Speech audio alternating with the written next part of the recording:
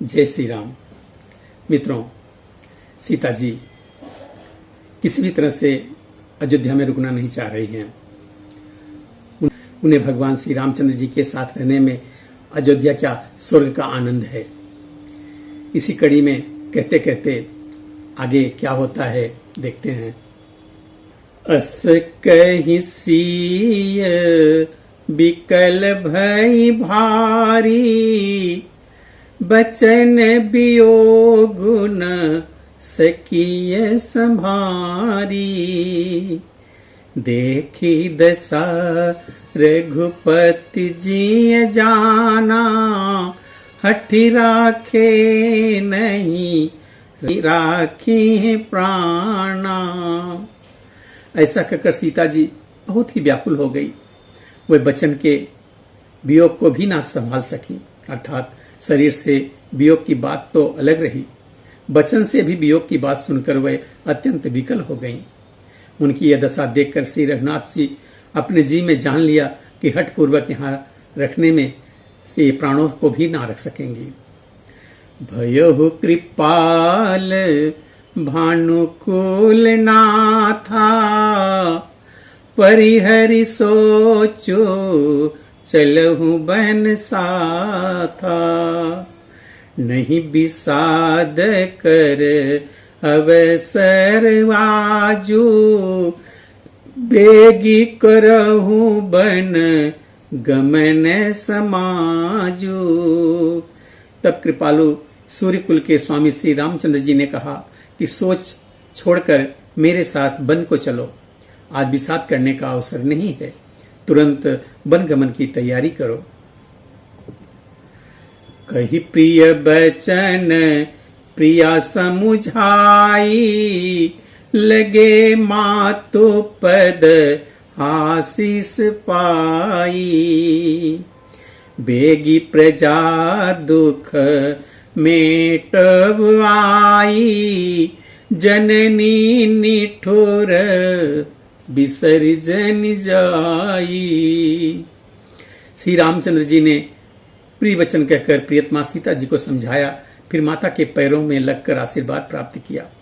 माता ने कहा, बेटा जल्दी जाकर प्रजा के दुख को मिटाना और यह निठुर माता को भूल मत जाना।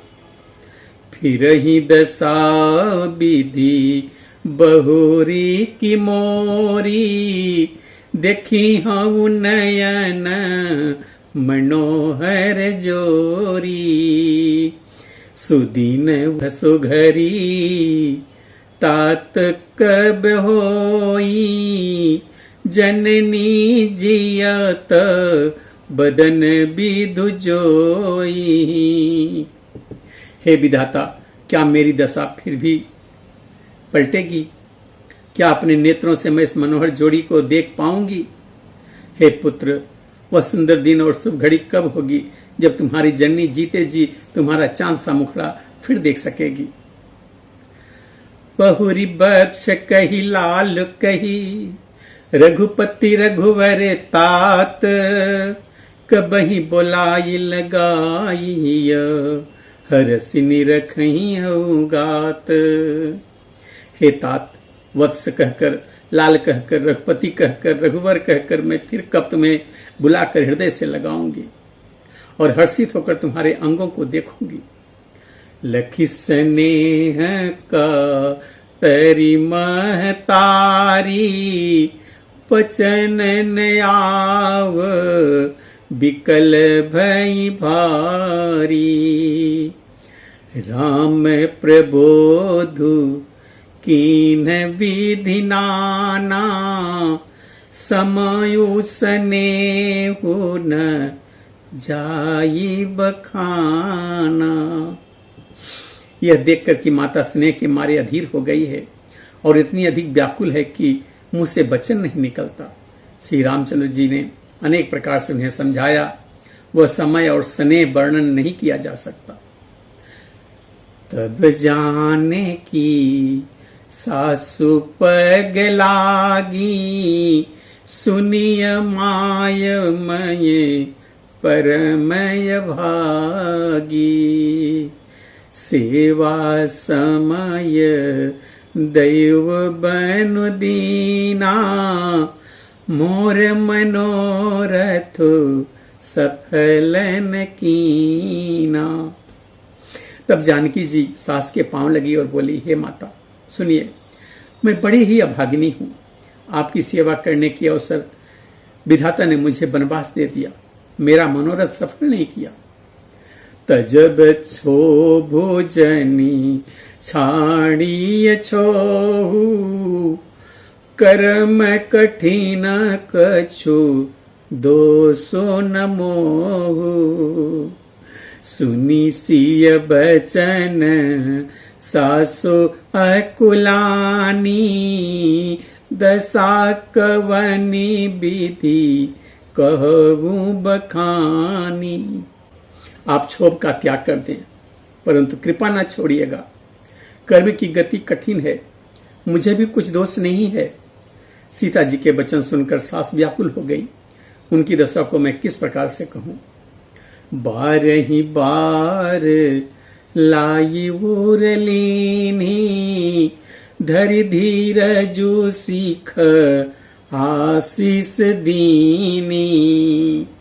अचल हो वही बात तुम्हारा, जब लगी गंग जमुन जलधारा। उन्होंने सीता जी को बार बार हृदय से लगाया और धीरज धरकर शिक्षा दी की और आशीर्वाद दिया कि जब तक गंगा जी और जमुना जी में जल की धारा बहे तब तक तुम्हारा सुहाग अचल रहे। सीता ही सासु शीस सिख, दीन अनेक प्रकार। चली नाई पद पद मुसिरो, अतीत 12 बार।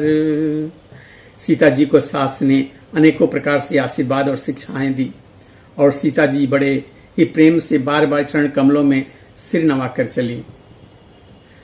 समाचार जब लक्ष्मण पाए, व्याकुल बिलख बदन उठि धाये।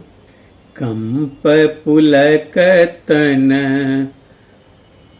नयन सनीरा, गहे चरण यति प्रेमय धीरा। जब लक्ष्मण जी ने समाचार पाए तब वे व्याकुल होकर उदास मुंह दौड़ उठे। शरीर कांप रहा है, रोमांच हो रहा है, नेत्र आंसुओं से भरे हैं। प्रेम से अत्यंत अधीर होकर उन्होंने श्री रामचंद्र जी के चरण पकड़ लिए। कही न सकत कछु चितवत ठाड़े, मीनु दीनु जनु जलते काढ़े। सोचो हृदय विधि काहो निहारा, सब सुख सुकृतो सिरान हमारा। वे कुछ नहीं कह सकते, खड़े खड़े देख रहे हैं। ऐसे दीन हो रहे हैं मानो जल से निकाले जाने पर मछली दीन हो रही हो। हृदय में सोच है कि विधाता ये क्या होने वाला है, हमारा सब कुछ सुख और पूर्ण पूरा हो गया। मोह कहूँ काह कहब रघुनाथा, रखी है भवन की लई है साथा। राम बिलो की बंधु कर जोरे, देह गेह सब सन तृण तोरे। मुझको श्री रघुनाथ जी क्या कहेंगे, घर पर रखेंगे या साथ ले चलेंगे। श्री रामचंद्र जी ने भाई लक्ष्मण को हाथ जोड़े शरीर तथा घर सभी से नाता तोड़े हुए खड़े देखा। जहां बोले बचनु राम नयनागर, सील स्नेह सरल सुख सागर। तात प्रेम बस जनी कदराहू, समुझी हृदय परी नाम उछाऊ। तब नीति में निपुण और शील स्नेह सरलता और सुख के समुद्र श्री रामचंद्र जी बोले, हे तात, परिणाम में होने वाले आनंद को हृदय में समझकर तुम प्रेमवश अधीर मत हो। मातु पिता गुरु स्वामी सिख, सिर धरि करहि सुभाए, लहु लाभ तिन जन्म कर, न तरु जन्म जग जाए। जो लोग माता पिता गुरु और स्वामी की शिक्षा को स्वाभाविक ही सिर चढ़ाकर उसका पालन करते हैं, उनको ही जन्म लेने का लाभ मिलता है, नहीं तो जगत में जन्म ही व्यर्थ है। मित्रों, आगे की कथा अब हम अगले वीडियो में देखेंगे। तब तक के लिए जय श्री राम।